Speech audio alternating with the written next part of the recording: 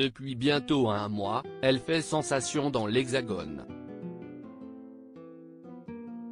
En thérapie, adaptée de la série israélienne Betty Bull, est une fiction déclinée en 35 épisodes, qui suit les psychanalyses de 5 patients, Ariane, Adèle, Camille, Léonora et Damien, dans le cabinet du docteur Philippe Dayan, lui-même analysé par une consoeur, Esther.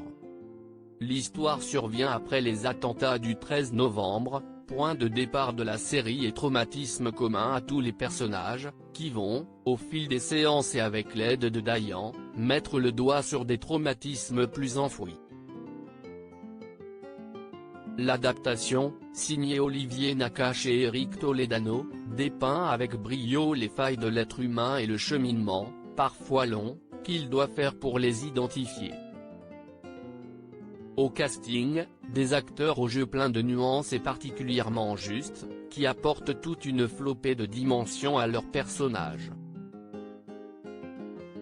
Si les spectateurs connaissaient déjà, pour la plupart, certaines têtes d'affiche à l'instar de Mélanie Thierry, Carole Bouquet ou Florence Poésy, ils ont pu redécouvrir des acteurs à la filmographie plus discrète comme Frédéric Pierrot ou Reda Kateb, plus que convaincants. Cette série est aussi l'occasion de faire la connaissance de l'une des nouvelles révélations du cinéma français, Céleste Brunquel, tout juste 19 ans, qui crève véritablement l'écran dans le rôle de Camille, la jeune nageuse accidentée.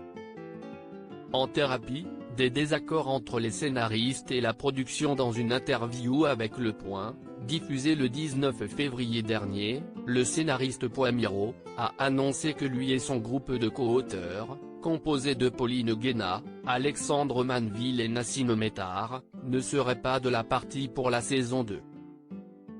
La raison ? Il reproche aux producteurs d'avoir minimisé l'importance de leur apport artistique.